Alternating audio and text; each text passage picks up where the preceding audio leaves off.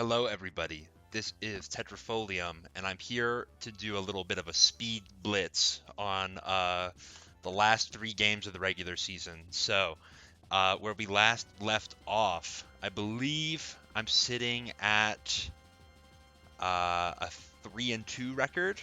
Uh, at this stage, going into week 6, what it looks like to me is to guarantee a playoff spot, you're going to need 5-3. I think one or two 4-4 teams might make it in, but uh, I'm basically trying to win 2 of the next 3 games here. So the first game is against the Blitzing Bolton, which is the team that has Iron Valiant, Bax Caliber, Hisuian Samurott. And I'm thinking to myself, okay, I've got 2 fairy types. I should win this game pretty handily, as long as I play it right. Another thing I noticed was that this team's form of hazard removal was Decidueye with Defog and Sandslash with Rapid Spin. Both of those Pokemon are pretty bad, and it also just pretty bad into my particular team. So my thought is I'll just bring Sticky Web, and then I'll sweep the team with whichever fairy type or Landorus or perhaps Cinderace. And that's kind of my game plan. Cresselia is here, Covert Cloak, basically just as a check to Iron Valiant to potentially Bax Caliber. I've got Covert Cloak to stop any drops like Spadef Drop, Shadow Ball, Spatak Drop, Moonblast, maybe like a flinch from Icicle Crash. And yeah, that's basically the team. Let's just go right into the battle. End's theme is so kinetic, you know, it gets you really hyped up. For a guy who's honestly none of his battles are ever that ever that tense, except for the final one in black and white, but I digress. So yeah, just gonna lead Ariados. He's gonna lead Samurott. We basically have the same type of game plan. I'm just gonna get my Sticky Web and die. I don't have any hazard removal on my side either, but I kind of figured that as long as I get the Sticky Web and start killing off his Mons, I don't really I'm not gonna switch that much, and my HP doesn't matter that much either. So I go to Florges, which is threatening the Moonblast onto the Samurott, but I figured that he might switch, and I wanted to see if he was going to switch to Iron Crown or Caluron. So I just set up a Wish. He actually sets up Snowscape, which is interesting. I don't know how good it is. I mean, yeah, Bax Caliber does appreciate the snow, but of my remaining Pokemon, the things that are super duper threatening are Cresselia, Florges, Whimsicott, and Landorus. All of them are special attackers, so I don't know how much utility the snow gets for you. I think maybe another Ceaseless Edge to get the 3rd layer of spikes would have been the best. It would have at least punished Whimsicott. Cinderace, if it would have punished Cinderace too if it wasn't heavy duty boots. I guess you don't know. As you could see from a few minutes ago, my Cinderace was not heavy duty boots, so that could have been good. It goes hard to Arcaludon, which takes over 50. I'm just gonna eat the Flash Cannon. Wish. It's interesting to me that this is as fast as it is, because despite the drop, it is still faster than Florges, suggesting to me that might be Scarf, or probably is Scarf. So this Bax Caliber is not Scarf. He goes for Iron Head, and I believe, or rather, hold on. I think that's banded damage, but not adamant, so I think it's banded Jolly. I decided I would stay in and go for Moonblast because Moonblast plus Sucker Punch almost always kills Bax Caliber. And if I can kill Bax, I have nothing stopping Landorus from getting the sweep off here. Landorus is going to outspeed everything, and it's going to one-shot with Earth Power on everything. one problem with Baxcalibur is if it has Ice Shard, then Ice Shard kills Landorus all the time. And said I figured that it was probably worth it for me to try to get this Moonblast off, but I get Ironhead flinched again. I just cannot believe my flinch luck this league. And also, like, this is such a risky proposition for Baxcalibur. Like, if you lose Baxcalibur, you absolutely lose the game. Like, there's absolutely no counterplay whatsoever, I will say. You would have to have basically Terra Flying Jolteon come in and Terra Flying on the turn that I go for Earth Power, and then come back in and you'll outspeed, I guess. But like that doesn't even really help you. So like no, you literally lose the game if you get Moonblasted right here. But he decides he's gonna go and risk it and gets the flinch. I'd say, well, I can't really bring Florges in anymore. Like, it's probably not gonna outspeed anything, or even if it is like something like Samurott, like I don't know how much utility it is. I think I'd rather get the sack and get a free switch. I go to Cinderace here.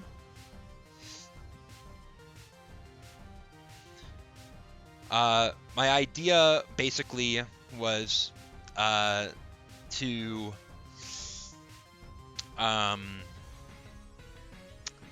I'll be honest, I don't know what my idea was. I was pretty sure that this was I was almost positive that this was Scarf, right? Because otherwise I don't think it would have outsped my Florges. So I probably could have went to Lando and just fired off the Earth Power.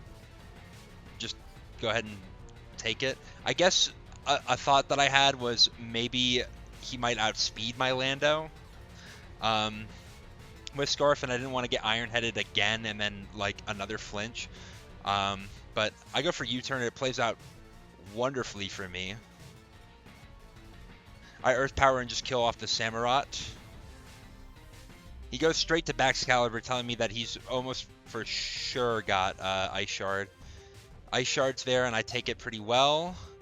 I go for Thunder Wave, trying to paralyze the Baxcalibur, because if I can paralyze it, at least I might have an out later. But he goes to Jolteon with Volt Absorb, and I realize, oh, my Cresselia doesn't really deal with this Jolteon very well. I don't have any boosting moves like Calm Mind to get myself out of like 2-hit KO range from Shadow Ball. And I don't really want to switch. I guess I probably could have switched to Lando here and taken the Shadow Ball. It would have taken it pretty nicely. But yeah, that Life Orb Shadow Ball is going to come in pretty clutch. And at this point in the game, I think I lose. I'm down a sack, and I can't leave Landorus in versus Baxcalibur, so Baxcalibur pretty much always revenge kills, so I will lose this game, pretty much. I go for Substitute, hoping that he would choke, basically, and either like go for like a Calm Mind or switch for no reason, because if he switches and I get behind a Substitute, I will actually win this game, because he'll have to sack Baxcalibur to break the sub. Or I have to sack something to break the sub. At least I get back some momentum. And if Baxcalibur dies before this sub is broken, he'll lose. I go for Sledge Wave here, playing around a potential Terra Flying. If he switched to Iron Crown, I really don't care. I would have just Earth Powered anyway. So good on him to just break the Substitute. I switch to Cinderace, who survives the Ice Shard. He'll go to Iron Valiant. I go for Low Kick, because if this Baxcalibur stayed in, I would have killed it. But instead he switches, and he's got Iron Valiant in, and he goes for Aerial Ace, I guess, to catch Whimsicott. I mean, it probably would have killed Cinderace at that HP anyway. That's an interesting tech. I mean, I don't know if he had another move that possibly could have killed Whimsicott instead. Maybe like Poison Jab. I don't know if Aerial Ace, if there was another uh, flying weak Pokemon on my team where Aerial Ace was just better. Or maybe Iron Valiant doesn't get Poison Jab. I'm not sure. It's an interesting move. He switches out to Iron Crown, sacks it. That's fine. Um, Goes to Baxcalibur. I mean, I just stay in and take it. This Ice Shard. I can't really switch to Cinderace because it's just gonna die to 2 Ice Shards. I go for my low kick here, and then Iron Valiant will come in, and I'm gonna Pyro Ball and hope that something happens. I do get the burn. Doesn't really matter though, because I'm at such low HP. I'll lose, and that sucks. I still stand by. I think my Moonblast play was okay. I could have maybe went to Cress there to scout for Iron Head, but like at the end of the day, I think this game was gonna come down to I think it might have came down to Floor just having to hit the Moonblast against Baxcalibur anyway. Maybe I could have positioned myself such that Cinderace would have been in versus Baxcalibur. Although he does have a lot of switches for a Cinderace low kick, so I don't know if I would have been that much better. Yeah, it was really unfortunate. Once again, I could have maybe played better. I could have had a Florges set that was faster than Baxcalibur after the webs. That would have helped me. Although it shoulda, coulda, woulda. What if the Baxcalibur was heavy duty boots with Swords Dance or Dragon Dance or whatever? Then, like, I don't know. And Florges, also like the staying in with Florges, like again, if he was like a Swords Dance or Dragon Dance, Baxcalibur, and I switched to Cresselia, I might be giving him a situation where he can start going stupid on my team, basically. I guess maybe you could say, well, if he's Swords Dance, then I can trade Cress, and then get into Cinderace, threaten out the Baxcalibur. But at the end of the day, I do think that it was going to come down to some sort of somebody was going to have to take a hit and kill Baxcalibur, and I decided Florges was all right in the moment. 70% of the time, I would have dealt enough damage that a lot of my other Pokemon could have cleaned this up. Pyro Ball would have killed all the time as long as it hit. Sucker Punch would have killed a good amount of the time. It depends on what my roll on Moonblast was. If I min-rolled Moonblast, it's about a 50-50 for Sucker Punch to kill, assuming that he's 252 attack, 252 speed, which is most likely what he is. But yeah.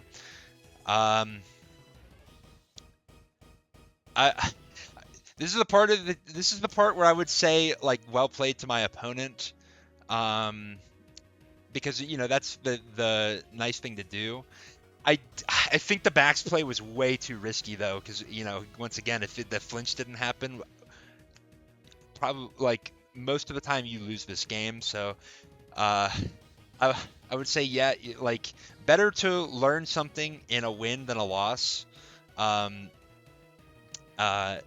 So if you learn anything from this game, I probably would have said like make a less risky play into the Florges is basically what I would say.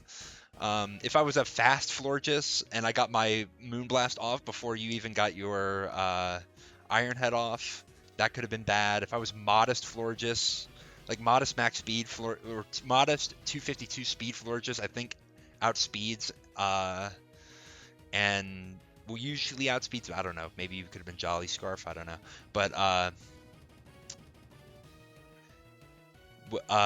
and modest will always kill. If I was that, then like what would you have done? I don't know. But I will say that at the very least, he capitalized on all the plays thereafter. Like the Jolteon play was like everything he did with the Jolteon was like basically perfect. So I will have to uh, give him kudos for that. So GG. Good luck with the rest of the game. Well, I know what the result of this and who's making playoffs at this point. Um, but at this stage of the game, Chuver had a chance to make playoffs. I think he was 1-3. He would have had to win out basically the last 3 games, and then hope that his diff was better than the other 4-4 teams. I guess I can talk about kind of where my opponents landed at when we get to the last game, but as it stands, let's go on to the next one. So this is my game against Ducky. I think the biggest deal for Ducky's team against me is this Registeel, this Terra Ghost or Fighting Registeel. I have a lot of moves here that put me in a position to win against or to like neutralize Registeel to stop it from being a win con. I've got the Choice Scarf Trick Florges, and if I could trick it into a move that's not Body Press, even if I do trick it into Body Press, as long as it hasn't gotten enough boosts, I could go to Cresselia and I could counter boost and win the game that way. I mean, granted, Body Press is pretty much never going to kill Florges, so you probably have to lock into something like Heavy Slam or Iron Head instead. If he does that, well, then Ogerpon doesn't look too bad. Landorus doesn't look too bad. I definitely have counterplay, and it definitely depends on what he Terras into. That could be a problem. The other thing is Urshifu. I think that Whimsicott is pretty good into Urshifu. I mean, it resists both stabs. It is weak to Poison Jab or Iron Head. I could Terra Fire though, and I'm faster, and Moonblast is threatening a KO. Depends on how much bulk he's going to invest in it. With the Fairy Feather and 252 special attack, I think I have rolls to kill an uninvested Urshifu.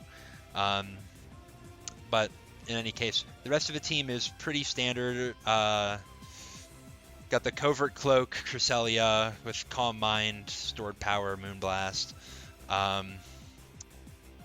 We've got, Ogerpon, I've got Encore here. That's also in case I happen to catch a greedy Registeel. I think this might be the first time I'm running Will-O-Wisp on Cinderace this league. This is a very,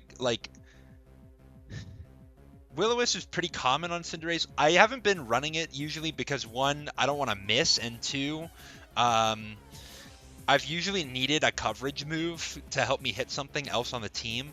I could have maybe run Zen Headbutt as coverage into Urshifu, but I figured that Cinderace is not going to want to stay in against Urshifu anyway, so I figured Will-O-Wisp was good, and Will-O-Wisp is also probably just about as good as any move to hit Urshifu with, and it could be good into some of the other threats on the team, maybe like low kicks if that comes.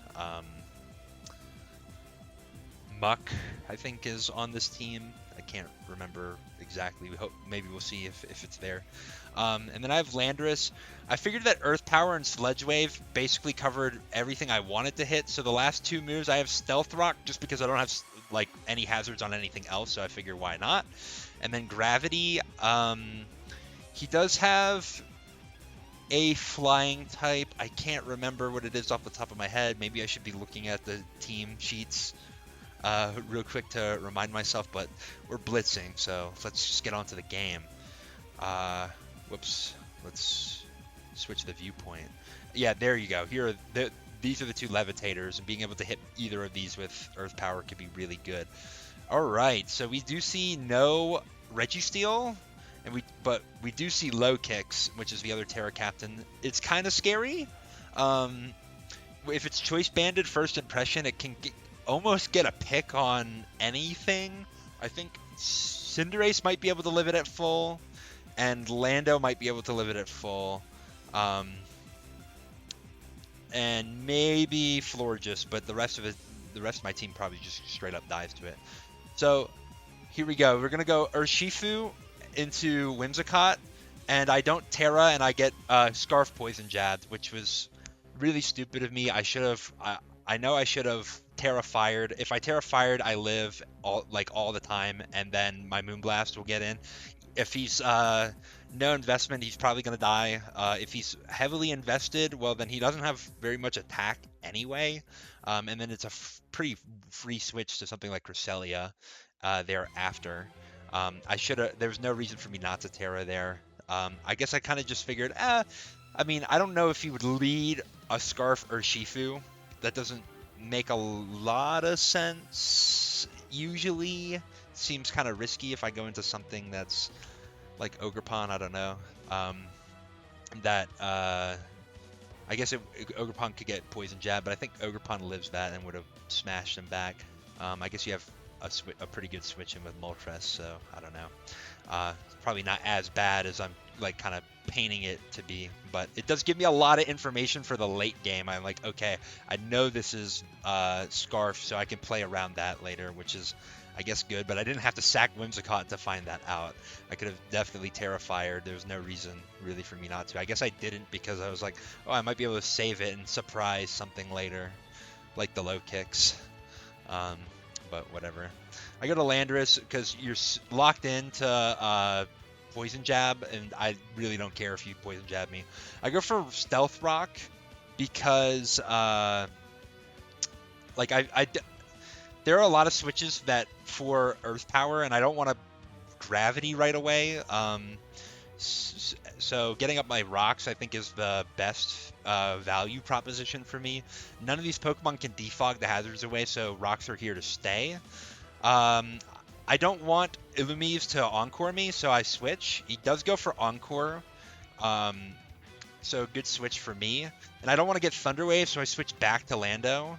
He goes for Charm, actually, so that makes me think that he doesn't have Thunder Wave. So I'm going to just stay in and Sludge Wave. At least just to check. If he went for Thunder Wave like there, if he was like Encore Charm Thunder Wave, like Landorus won't be affected by it, and I'll get my chip off. Something you might notice is I took damage from Life Orb. And let me go back here. I didn't put a lot of emphasis on this, but my ability is Sand Force. Why is my ability Sand Force?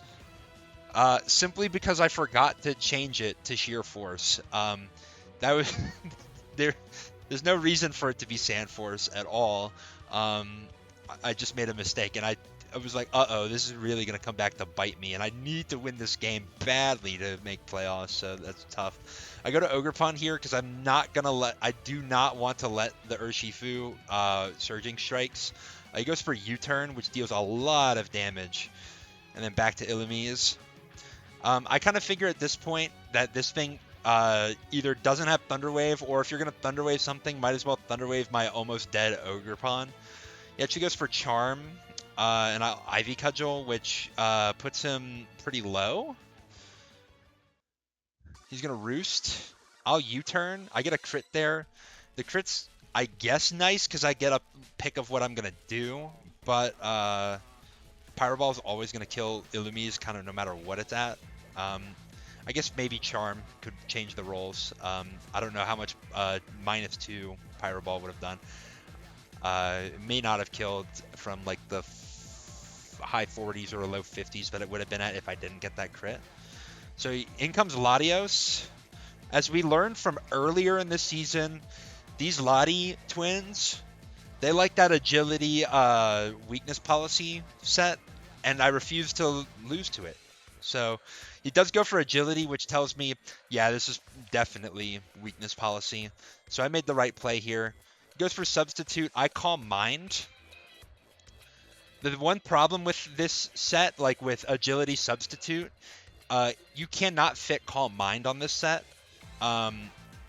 Because otherwise you're limited to one move, and that move would probably have to be Luster Purge, which frankly it wouldn't be so bad into my team, But I do have Covert Cloak Cresselia, which will absolutely wall mono Luster Purge coverage.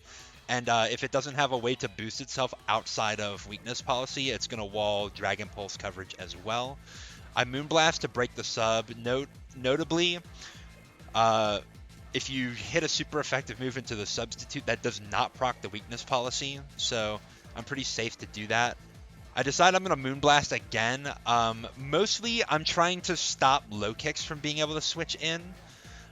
He decides to stay in, and he takes the hit. I'll Moonlight here. And then I'm just going to take the kill on this. No need to mess around too much. All right, so Muck comes in. I'm going to Calm Mind again because I figure that knockoff is coming, and I don't fear the knockoff that much. I Moonlight to get my HP back, and he goes for Haze, and that's a little bit unfortunate, and I realize now that this Cresselia is not going to beat Muck. Goes for Toxic. I stored Power. He Citrus Berry, so he can Haze. And I think I'm just going to play to get some damage on this Muck. If I can put it at least into, like, Earth Power or Ivy Cudgel range, then I have things I can do when I need to switch in. I figure that I'll go for a Calm Mind, because while I think the best play for this Muck would be to just spam Haze until the Cresselia dies, I kind of figured that my opponent would get a little greedy and try to knock off an incoming other Pokemon, or just try to get damage on Cresselia. So this Calm Mind gives me enough damage here for stored power to do something. And now I can go to Landorus. I go for Gravity. Reason being is I want to be able to kill Moltres if it switches in. He knocks off my Life Orb, and this was kind of another idea I had behind Gravity. Once I realized that I was Sand Force and not Sheer Force, I was like, I might chip myself out of Landorus if I need this in the end game. So I'm kind of hoping that my opponent goes for a knockoff here. He does and knocks the Life Orb off, but does not get the poison with Poison Touch. I don't know if he was Poison Touch necessarily. I'm guessing he probably was. That makes the most sense, or at least more sense than Sticky Hold for a Citrus Berry. But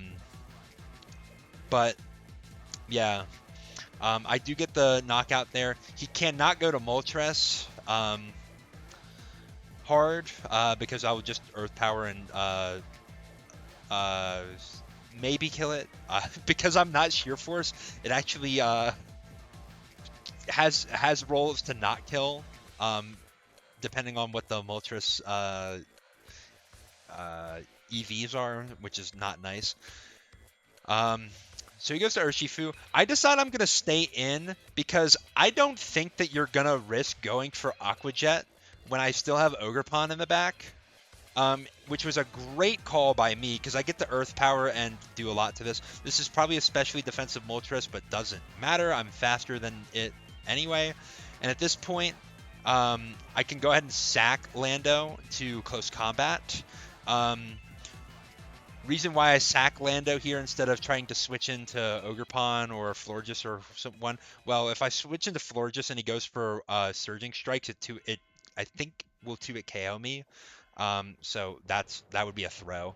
It'll KO Cinderace, obviously. Yeah, Ogerpon will live it, but if he goes for any other move like close combat, it'll kill my Ogerpon. And it's like I figure that Ogerpon and Lando are kind of equally useless in this end game because they're both gonna lose to low kicks.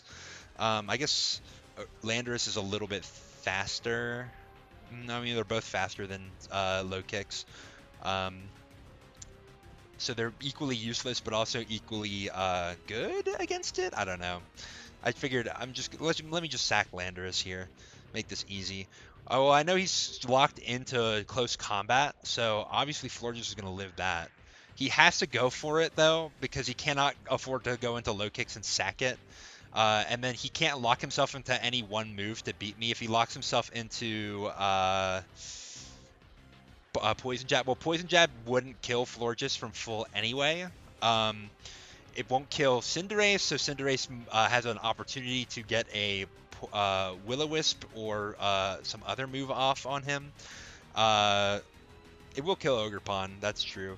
Actually, looking at it, maybe that would have been a good play for him, because if let's say he gets the crit on Florges, that'll probably kill.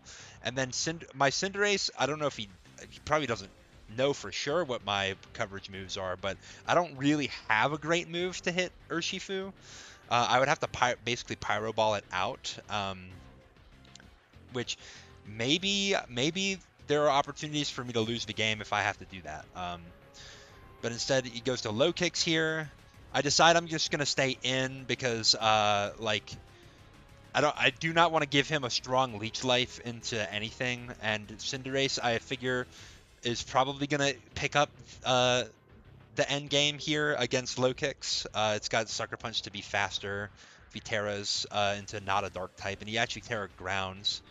He Swords Dances, and I live Sucker Punch from Swords Dance, I think.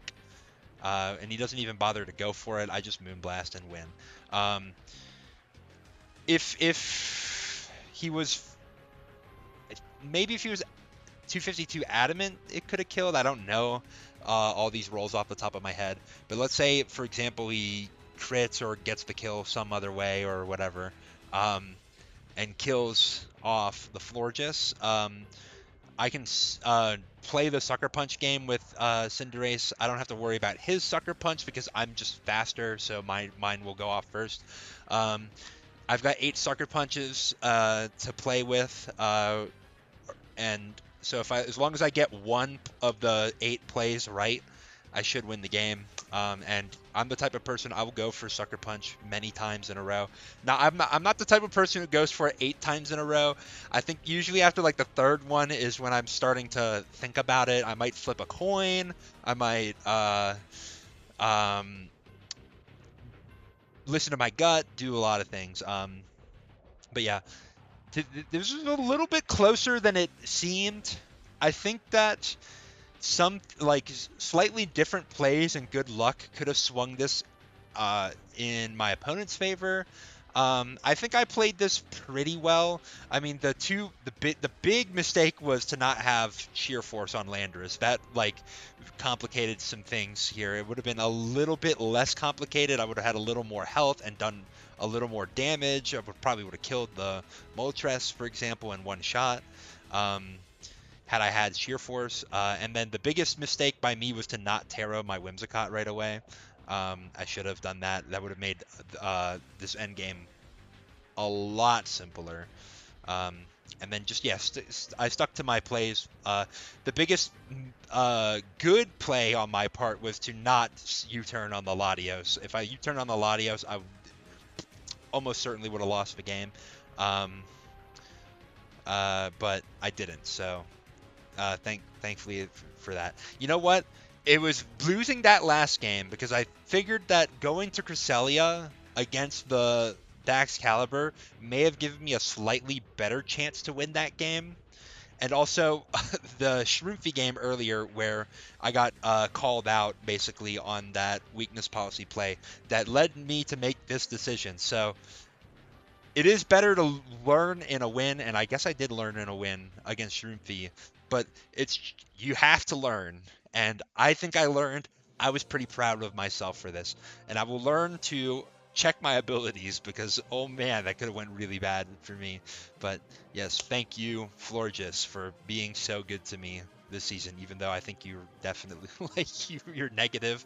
I think you died more than you've gotten kills. But you're doing your job in the games where I'm getting wins with you. So thank you. Just don't get fucking flinched by Ironhead next time. All right, last game. And this is really, really exciting because as it stood going into this week, my opponent and I were tied for 8th place. And basically the way that it worked out is the vast majority of the time, the winner makes it and the loser does not. There's some scenarios, like if it was a very close game, and 2 or 3 of the other people competing for playoff spots got absolutely blown out, the loser of this game could still make it. Um, and also, per the playoff rules, you need to bring at least 10 of the members of your team. I had 3 Pokemon that I had not brought to one game, but I have 11 Pokemon on my team, so I only have to bring 2 of them. And my choices were between Blissey, Revavroom, and Carkol. I didn't think Carkol had a great matchup in this game. I thought it was possibly bringable, but I thought the other 2 had better matchups. So let me introduce you to Saris the Blissey, who is my Golden Go counter. Golden Go is very unlikely to beat Blissey. I think it's possible with Nasty Plot Focus Blast sets, or like Calm Mind Focus Blast sets. But my goal is against the vast majority of Golden Go sets, I'm going to Calm Mind to 10 million, and then Shadow Ball should sweep through the team. Blissey's also really good into Iron Bundle, because Iron Bundle, I mean, you just cannot touch Blissey. Even if you're 252 Adamant Ice Spinner, you don't even 2-hit KO Blissey's without a crit. So I'm very, very fine with this. Yeah, Blissey's pretty exploitable by things like Sneasler, like Rillaboom, but I think I have enough tools to position myself well around those 2 that I can afford to bring Blissey. And well, I'm going to have to bring it, because if I don't bring it, I have to bring Carkol, which, once again, it wasn't terrible, but I digress. And then Helios, the Revavroom. We've got Filter, Terra Fire, which basically means we're not going to die to any one move except for a Hydro Pump from Iron Bundle. We've got Shift Gear. After a Shift Gear, we're faster than everything on the opposing team unboosted. I don't think we're not faster than Booster Speed or Scarf Iron Bundle. We're not faster than Unburdened Sneasler, but we're faster than everything else. And then we have Poison Jab. Temper Flare is going to hit basically everything, and then Iron Head is kind of just a safe click, and maybe if I need the flinch hacks, I can get them. We've got Covert Cloak Cresselia again. Diana is basically greeting the Covert Cloak. I think it's not, I mean, I think Leftovers is probably the best item on Cresselia usually, but I can't have multiple Leftovers, and I thought Blissey needed the Leftovers more. And Covert Cloak is going to give me options against Sneasler if I need to like 1v1 it and not lose to Dire Claw. Then that's basically the idea. I think Sneasler is usually going to click Throat Chop or U-Turn against Cresselia, though, so it doesn't really matter. Probably not. I've got Scarf Landorus because it's faster than everything unboosted, and like I'm not trying to lose to a Sneasler that Dire Claws. But I guess if it is Unburdened Sneasler, there is a small chance if Landorus has to be the one to do it, that it will it could get slept, and if it sleeps for, I think, more than one turn, I'll lose. Sneasler does not have a great move to hit Landorus, which is nice, really good for me. But yeah. As for the moves I have on it, I have Earth Power, Sludge Wave, just because, you know, those are the 2 Landorus moves for sure. Psychic is will easily kill Sneasler, but more important to note is that it is a move that Goldengo is not immune to if it has an air balloon. So if I'm in a situation where I can click Psychic with Landorus onto the Sneasler, then I will do it, because if Goldengo switches in, I can pop its balloon, and then later on in the game, Earth Power can sweep, and then I have U-Turn as my last move. I don't want to necessarily click U-Turn early. I'm usually a pretty big proponent of leading a fast pivot Pokemon or fast U-Turn Mon. In my case, because almost all my Pokemon that get pivoting moves have U-Turn. In draft, because you don't know what crazy like anti-lead shenanigans your opponent might run, and if you can say, well, I'm gonna be faster and I can U-turn and I can go to one of my safer mons, like Cresselia is a pretty safe Pokemon to switch into a lot of things, then I will be like really solid, and I maybe don't fall for some lead traps. I'm kind of expecting Glamet to come from my opponent because he's in a similar situation where he has to bring uh, a Pokemon for eligibility. He gets a pick between Clefairy and Glamet, and I figured that Glamet is probably going to offer more value. So that's why I have my Heavy Duty Boots Court Change Cinderace. Um, we're Blaze on this Cinderace, which I think is the first time I'm running Blaze instead of Libero. Um, Reason why is I anticipate that Cinderace is going to end up with low HP at some point, and I want my Pyro Ball to do a lot of damage. And also, most of the things that I have to hit with U-Turn or Sucker Punch, I don't really, not really in a bad spot. Like, I don't need the stab boost. Uh, Notably, with this crazy spread, I'm trying to live a modest Terra Electric Thunderbolt from a non-specs, non-life orb Porygon 2. I know that sounds hyper specific, but the idea is that I will live it. A Blaze Pyro Ball will one-shot kill. And I also have enough attack investment if the Porygon decides that it's not going to attack me, if it wants to get a greedy nasty plot or calm mind or agility or whatever instead, that Pyro Ball into Sucker Punch will KO it almost all the time. I mean, it depends on the investment still, but I think between Landorus and Helios, I've got, or Vulcan, I should say, and Helios, I've got some great options here. Vesta I didn't talk about too much because it was kind of the last Pokemon, kind of an afterthought. I've got Spiky Shield to stop a uh, what is it? A choice banded Rillaboom from doing stupid things to me. It may also help me reveal the Sneasler set if I see a fake out. Well, I know it's an unburdened of no normal gen Sneasler. I have to be careful about letting things Swords Dance though, so it's going to be a little context dependent. I hope I can win the game without having to do anything with Ogerpon with Vesta. Vesta, it's such an interesting mon. I think it's really good, but in a lot of the games that I played, other than like one, it's kind of been like my go-to sack. So I don't know. But let's see what we got here. Okay, so no Rillaboom, so I don't have to worry about Grassy Seed shenanigans going on with the Sneasler. Doesn't mean that Sneasler can't get its own unburdened somehow. There are like things like White Herb, Close Combat is a possibility. Normal Gem Fake Out I mentioned before. There are a few other ones like Focus Sash unburdened Sneasler is a thing. And I was trying to have some counterplay for that as well. But like, U-turn on Landorus could be good for that. I can U-turn and then the Focus Sash won't help.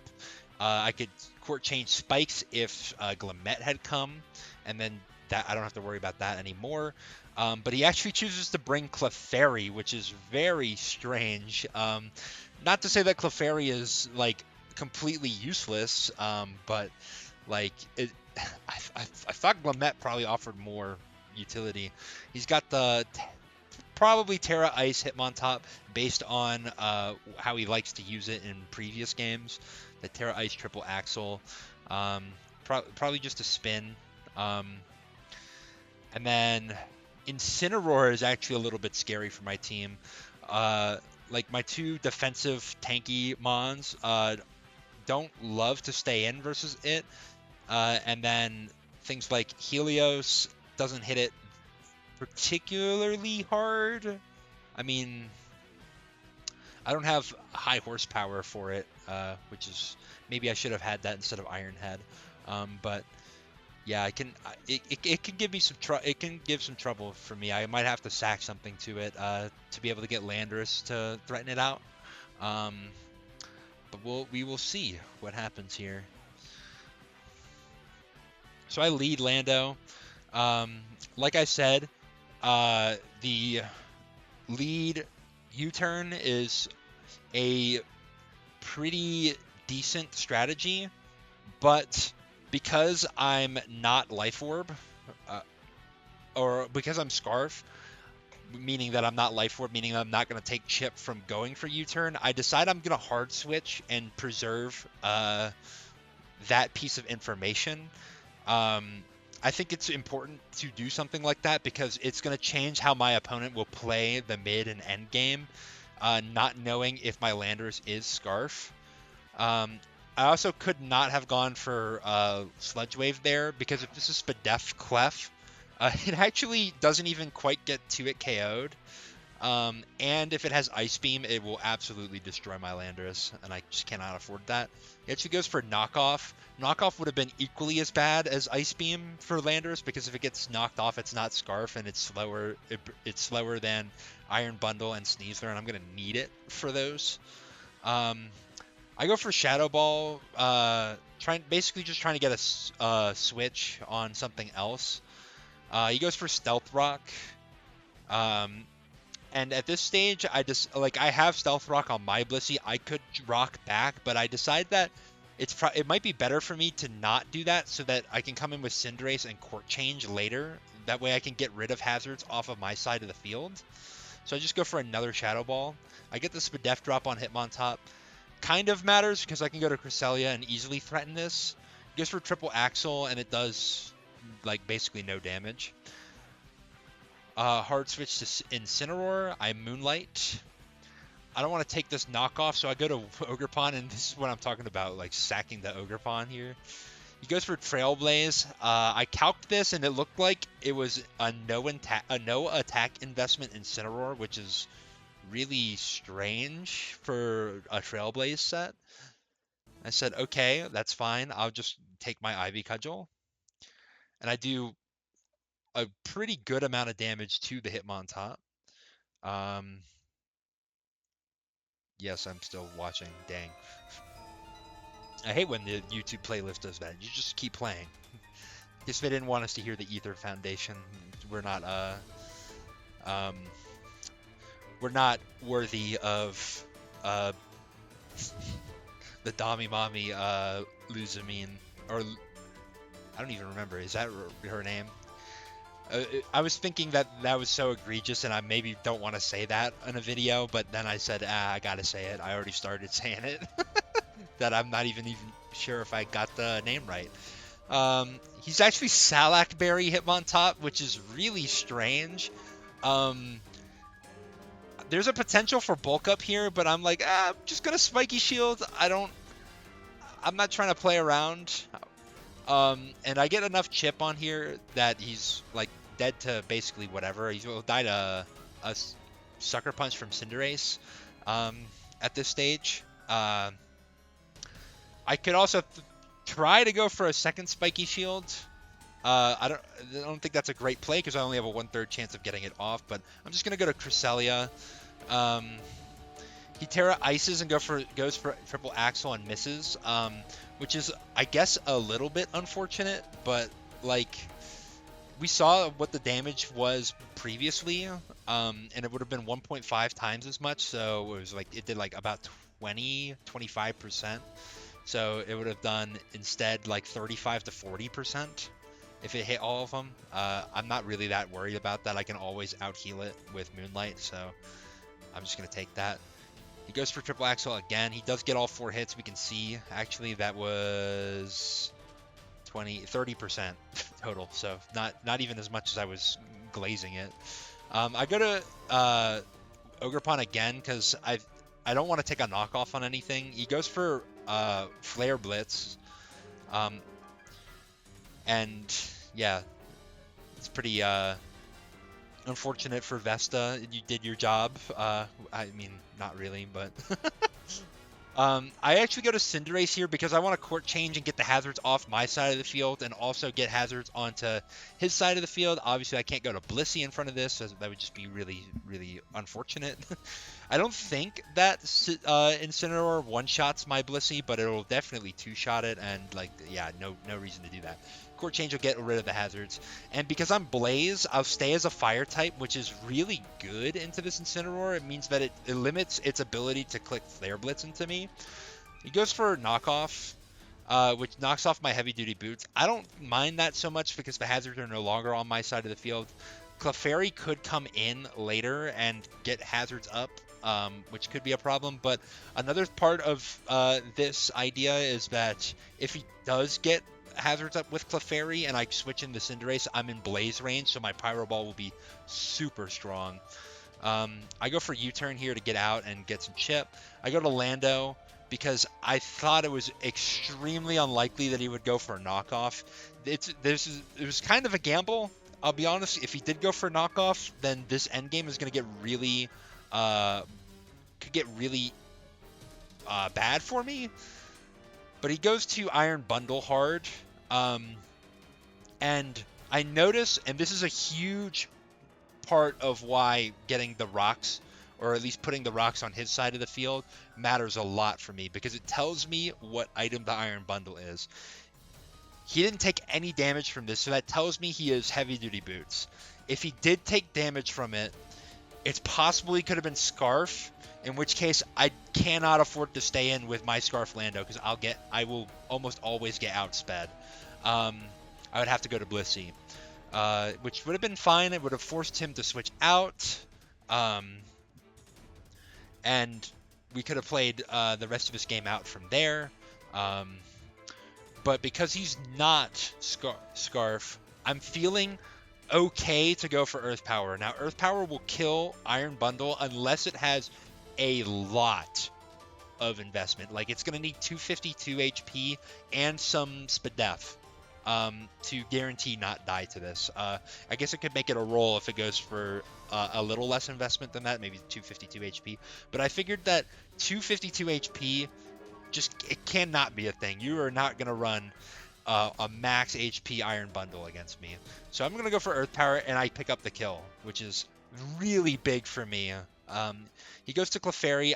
I still don't want to get knocked off, or if he has Ice Beam still lurking in the back. So I'm going to go to Blissey. I'm already knocked off on Blissey, so I don't really care if you knock me off again. Then I'm going to go hard to Cinderace. Because if this is a full Spadef Clefairy, my Cinderace can do a good amount of damage. I can 2-hit KO it usually with Pyro Ball. Also, if your only moves to hit me are Knockoff and Moonblast, I don't care about getting knocked off. Again, I already lost my item, and I'll resist Moonblast, so I'll be fine. So I go for Pyro Ball. He goes for Healing Wish and brings back the Incineroar to full HP. Granted, it is going to take the rocks damage, so it only got like basically 10% back. But I guess that's probably just as good as anything that the Clefairy could have done. I guess if it had Thunder Wave, that could have been nice into my Cinderace. But yeah, Healing Wish is a lot better than staying in and just going for a knockoff chip. I U-turn to get out of there. This was a little bit of a hard decision for me, like what I was going to do. I could see a scenario where I might need Cresselia to beat Sneasler. I could see a scenario where I might need Blissey to beat Goldengo. And Revavroom could potentially win this game outright. I figured that it was probably in my best interest to sack Blissey because in order to beat Goldengo, I could use Revavroom with the Terrafire Temper Flare. And as long as I pop the balloon on the Goldengo, my Landorus should beat every Goldengo set that is not on a balloon anymore. So I just go to Blissey. I'm going to sack it off.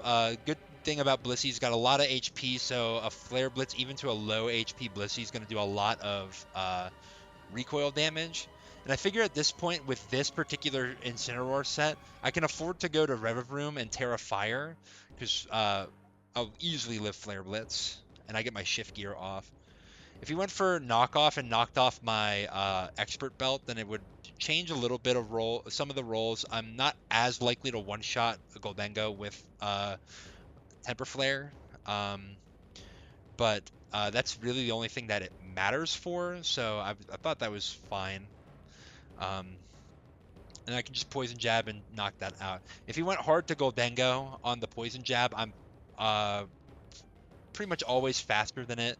I'm faster. I'm even faster than Scarf. I think, and Temper Flare is going to be double the damage. So I think that would be great if he goes Goldango on the Poison Jab and then switches back to Incineroar to get the Intimidate drop on me. I'm still going to be doing double damage, and it's taking Stealth Rock is probably going to die. I'll be fine. So he does go to Goldango. I Temper Flare, and I just one-shot it. So that tells me it was an offensive Goldango. So here comes Sneasler. It's possible that this Sneasler could do something if it was like a fake out Dire Claw type set, or maybe if it was like Scarf Dire Claw. So I go to Diana, kind of just scouting the set here, and he Throat Chops and kills me outright. That to me suggests that he's either Scarf or banned. I go back to Helios, just kind of to check damage. I think that my Revavroom would have lived a non-banded, but I'm just checking, and sack off the rest of them, and then in comes Landorus, and if it's Scarf or Band, I should win this. Some cleft slander in the chat. Now, I will be honest here. I could have went to Lando and probably won the game here, but the way that our playoff format works, there's no difference really between getting 5th seed and 8th seed, and I would have needed like a minor miracle to be able to get into the top 4. I would have needed like basically everybody who was ahead of me to lose their games. So like I thought that I was pretty confident that I was not going to be able to get the top 4 seed, and that I was going to win this game at the juncture that this Revavroom was up. And in fact, against this particular Sneasler, which was a choice banded Sneasler, I could have just Temper Flared and won the game. But like I said before, both of us, because we were tied in differential and in games, the loser of this game would have been 4-4 with however much differential. I think that we were at +3 before this game was played. So I made a decision because this is my friend, and because we were so close and tied, that I was going to try to give him the best opportunity to get into playoffs. Now, I was never willing to throw this game, and lose it intentionally, but I felt like I was pretty safe when I saw that this wasn't fake out with normal gem and unburdened. That I could sack like some of my Pokemon here and then give my friend a good chance to make playoffs. You could say that maybe that's a scummy move. Maybe this is like a move that unfairly keeps another person out of playoffs. But the way that it turned out, there were 2 people who. So basically, he finished in 10th place. So there was one person who would have made it in over him, and one of the top 8 people actually failed to field all 10 of their Pokemon, so they actually got disqualified from playoffs. So the 9th seed takes the place over them. So it didn't actually end up mattering for my opponent. They were not able to get in.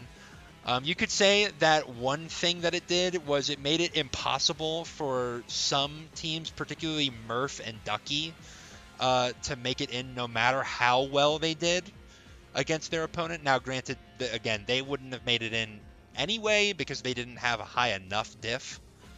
I think that they would have gone above Porter, who finished 9th place, which basically means that, again, it didn't really affect anything. I guess you could say if it did, then, and maybe if my opponent Jeff made it in the A seed spot, then you could say like, well, that was a really scummy move. personally, I don't like if I threw the game, like if I intentionally lost, I would feel bad about that, and I think that's a scummy move. But I'm I just manipulated the diff a little bit to give my opponent a chance, and like from my perspective, as like somebody who's got to think about who I'm going to be playing, the way this game went, I think I would rather play Jeff than somebody like Murph, who actually I lost to earlier in the season. So, like in a selfish sort of way, this was for self-interest. In any case, if you have a problem with my decision to sack off some Pokemon that I didn't need to for that reason, then we can talk about it. If uh, the people who are watching this and are in the league feel like that should not be allowed, like that should be a thing that should be policed, then we can talk about making a rule about it. But like as it stands, I didn't break any rules, and I did things that were in my self-interest and also in mutual interest for my opponent. Didn't end up working out for him. Didn't end up changing anything really in the long run. But so I really am not gonna lose sleep over it. But yeah, I won 2 out of the 3 games that I needed. If I won the game against Chuver, I probably actually would have been in the top 4, and then I would be able to pick my opponent. That's how our playoff format works. The number 1 seed picks from the 5 through 8, rather than playing the 8. We figure that that's good. One, because it makes you want to play to get a higher seed. Like it means that there's no reason to sit back and basically save sets and intentionally throw, so you're not giving any more information away if you're clinched playoffs. It also means that there's less incentive for people to try to manipulate their seed to get the first round matchup that they want. If you get a high enough seed, you can pick the first round matchup that you want. So I think that it's really nice in that way. It also means that if you're 5 through 8, you don't have to stress too hard about what's going on. And also, you want to fight to get into the top 4, so you don't get picked by the person in the top 4 who has a fantastic matchup into you. But it means that you don't have to sweat it so badly about, oh my gosh, I really need to get 6th or 5th seed so that I don't get picked by the number 1 player. I mean, in this case, you probably do get picked by the number 1 player. So I guess you could say if everybody was playing fair in the way that it kind of should be, then yeah, the person who gets 5th seed is a little punished because they have on average a harder matchup than they would, because they wouldn't have to play the 4 seed. They have to play the 1 through, they might have to play the 1 through 3 who picks them. But that's kind of how the cookie crumbles. We think that it's a more interesting format. We think it's better for the top seeds who really deserve to have an easy run through playoffs, and we think that it also helps to mitigate some of the seed manipulation that may happen.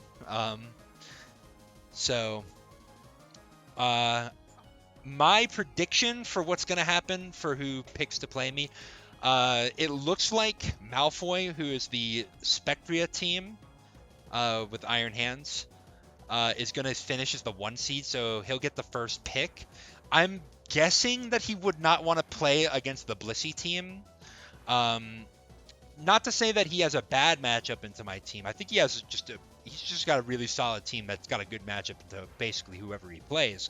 But Spectria definitely struggles to do much against Blissey, and he's going to have to rely a lot on Iron Hands Ting Lu to break it.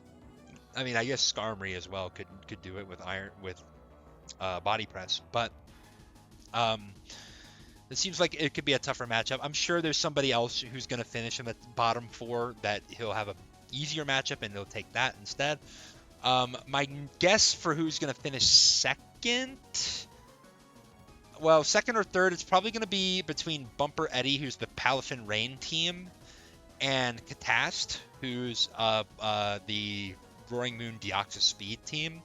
I played Catast earlier in the season and I won the game, and it seemed like it was pretty well in control, but I have made a lot of changes to my team since then. I don't have Driplim anymore, for example, and Driplim like did a lot of work in that game.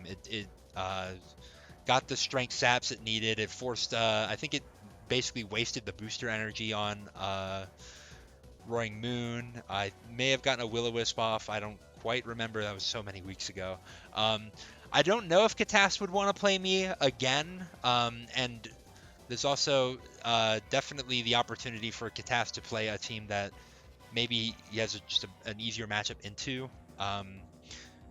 I think, for example, Shroomfi's team, which is headed up by Meowscarada, Iron Treads, and Latias.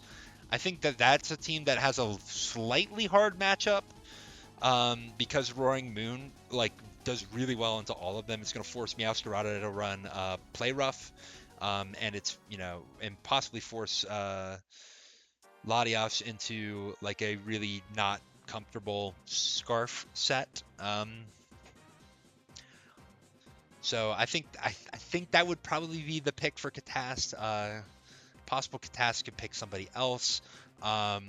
Depends on who makes playoffs. Shroomfi's not guaranteed. She loses really badly in her last game, and nobody else who's ahead of her loses. She could be out, but I kind of don't think that would happen based on how Shroomfi has played. I think she's pretty good, and that she'll keep it close at least. And Bumper Eddie is the Palafin Rain team. I don't think the Palafin Rain team is going to want to play against Ogrepon. Just throwing that out there.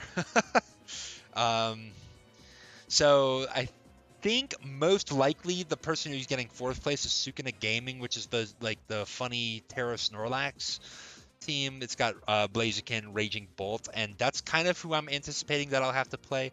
I think my matchup there is okay. I like Landorus into Raging Bolt and Blaziken. The rest of the team is pretty well balanced actually. So I cannot say that it would be a layup, and that would be hubris of me at this point. I kind of thought my matchup into Chuber was going to be a layup, and you saw I lost it. So, yeah, so that's kind of who I'm predicting that I'm going to have to play. I know that may sound a little cocky that I think that if given the choice, people will not want to play me. That's like, when put in that context, it sounds kind of arrogant. But I don't think it's because of that. I think it's because of my particular matchup into them. I think that they probably can find teams that have more exploitable weaknesses for their top tiers. Is basically the why I'm saying this. I've been yapping long enough. Maybe I should have saved all this discussion for when we inevitably do the week 8 review. But I digress. It's in the video, and I'm a lazy editor, so that is what it is. But I hope you enjoyed this hour plus long blitz of all the games. I hope you've enjoyed the season. If you're a player of this, I especially hope you've enjoyed the season, and I hope to see all of you back for a future season, a future installment of the Turn 17 Rocks Draft League. And for those of us who will be in playoffs, good luck, but not if you use flinching moves. I hope you have terrible luck on those. And yeah, I think with some Frontier Brain music, we will close out here.